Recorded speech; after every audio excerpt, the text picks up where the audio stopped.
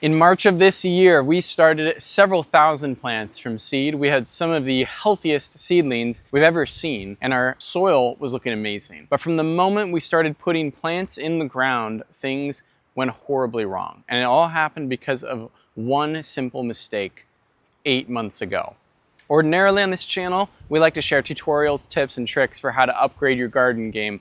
But I gotta be honest, this year, our garden is struggling like crazy. And truthfully, I didn't want to have to make this video because it's pretty embarrassing. But I also don't want to lie about how things are going this growing season for us, so here it is. The pests on our property are crushing both our garden and our spirits. It is hard to fully articulate how bad the problem is because we've never experienced anything quite like this. We have seen plants skinned alive within hours of being planted.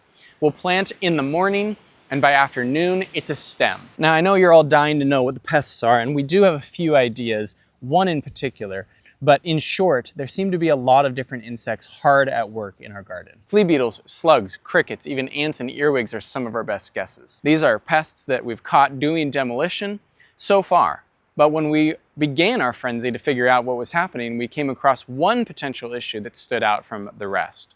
One factor we hadn't taken into account or even really known about, and that is our choice of mulch. Leaves to be specific, oak leaves to be even more specific. See, in the past gardens we've always utilized leaves as a mulch because they break down well, they feed soil biology, and they're pretty typically abundant and free in our area. But the main tree we collected from this year was this oak tree in the back corner of our yard, and we were thrilled to have the mulch on site and gladly piled it atop our garden beds last fall where they decomposed all winter long. Thing is, what we came to learn through our frantic research is that some trees, especially oak trees, are homes for moth eggs. Moths lay their eggs specifically on the leaves of oak trees to give their babies an initial food source. Well, we gave these caterpillars an extra little snack. Now, caterpillars, we've come to find out, are not the only pest that lives hiding in mulch, but I became convinced that caterpillars were a prime suspect when I found about 10 of them in a 10 square foot area near our tomato beds. Here's what some of our tomato and pepper plants looked like after spending one night in the ground. A few days later, and all but 4 of the 21 original tomato plants were practically gone. If you have ever lost crops to pest damage, you know that this is demoralizing. I felt completely helpless, and not for lack of trying, which is probably your next question. Did you just leave your plants to die? No. We did not. One of the very first things that I did was wait till it was dark and check out what was happening. A lot of pests come out once the sun goes down, so we started looking, and oh boy, I didn't find anything. But that's okay, because we had some other plans for dealing with these pests. First of all, I'll say, and this won't be news to you if you've followed along with our channel for any length of time, but harsh pesticides are off the table for us. But we did have our natural homemade pesticides made out of a clean wetting agent, the Jadam microbial solution, and an herbal extract that is irritating to pests. This did nothing. And this has done basically nothing to help any of our plants across our entire property. Beyond the natural pesticide, we tried spreading diatomaceous earth. We put little yellow sticky flags out. We also set traps with soy sauce and oil to little effect. We even tried guarding our plants with red solo cup collars. Our thinking here was based on what we had noticed about plants that lived and plants that died. See, we had placed a lot of our plants outside before planting them in the ground as backups.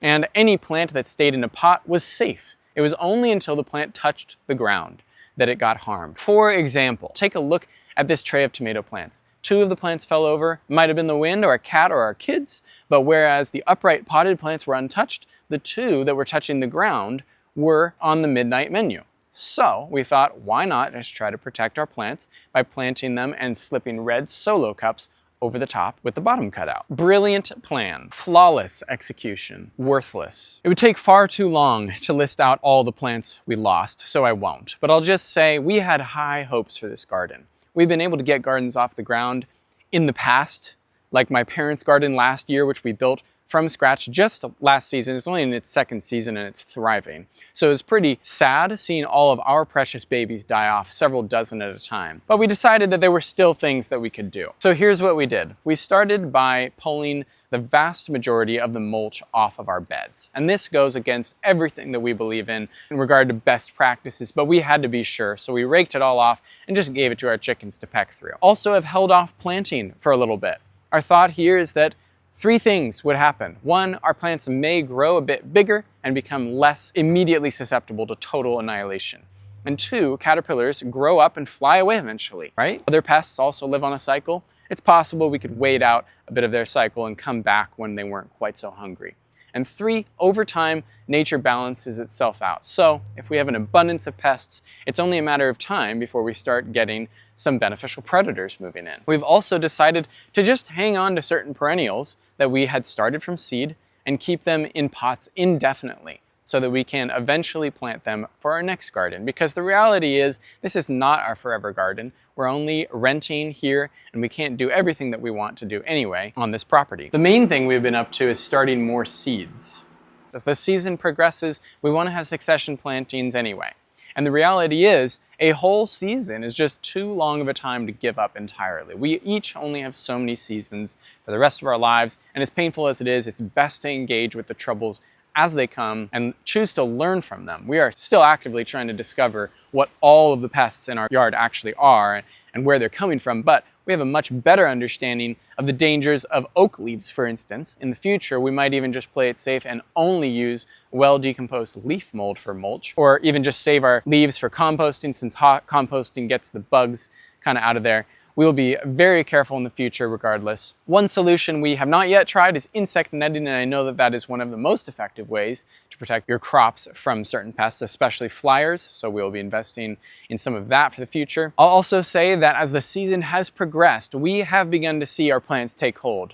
We waited almost a full month to plant out our remaining tomato plants, and I'm really glad that we did, because having taken the leaves off of the beds and given it some time, our new tomato plants appear to be thriving. Probably a little bit shorter than if we had gotten them planted sooner, but we're happy to have some pest damage-free tomatoes. Our pepper plants are starting to make it through, although they definitely have some more noticeable damage. Other hardier herbs like our rosemary or lavender are making it, along with quite a few others, although they might look a little bit bedraggled. But whatever happens the rest of this season, we're choosing to keep going. At the very least, we'll learn a ton about new pests and maybe even learn some new ways to deal with them. So friends, thank you for watching. We wanted to make this video so that we could offer hope, condolences, and really just honesty about how things are going this season. We'll give several more updates throughout the growing season, so keep checking back in as we achieve some balance in our yard. We're still fighting. If you have faced unforeseen challenges in your garden this year or in previous seasons, commiserate with us in the comments. As always, thank you for watching, and we'll see you in the next video.